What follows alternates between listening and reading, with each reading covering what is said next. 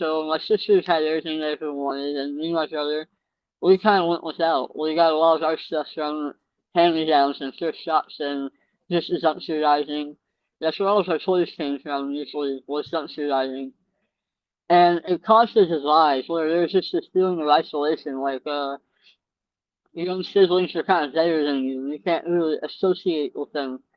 And at school, I didn't really get along with other kids a whole lot because, like I said, I was fighting a lot. Kids would pick on me for this or pick on me for that. I usually grew up in neighborhoods where white people were the 1% when I was younger, and I'll get picked on a lot for my race. And so I was throwing hands a lot. It's just every day on a daily basis as it was, really without a reason for it.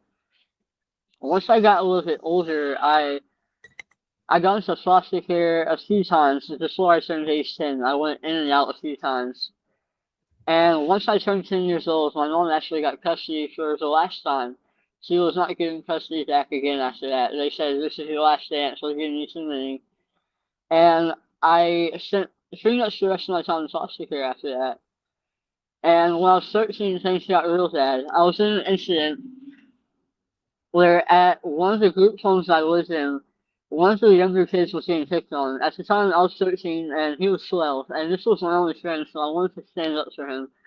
And he was getting picked on by force as a 10-year-old. And I was like, look, you don't like to be so overpower me, but I know more than you do, and I'm not scared of you. This is what will happen if you mess with me. And the day came where we were unsupervised and they ganged up on him. And I was right there, and I broke a glass bottle that I had in my hands on the curb that I had been drinking a soda out of.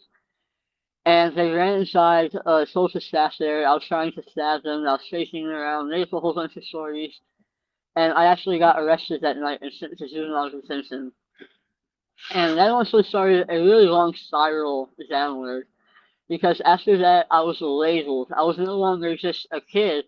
I was a troubled kid who had a lot of problems. So foster parents will that track record, and it doesn't matter what your level of care is. You could be at the right level of care that says, hey, he's allowed to have a foster home. We don't have to institutionalize him. And they'll see your track record and still say, we don't want him, we don't want him. So I never got another foster home after being 13 ever again. I was put in only facilities after that. And this was really low down and dirty places. All these places, the kids there were either thrown in like you. They didn't really have a whole lot of they didn't have a whole lot to work with, and they were fighting for everything that they had.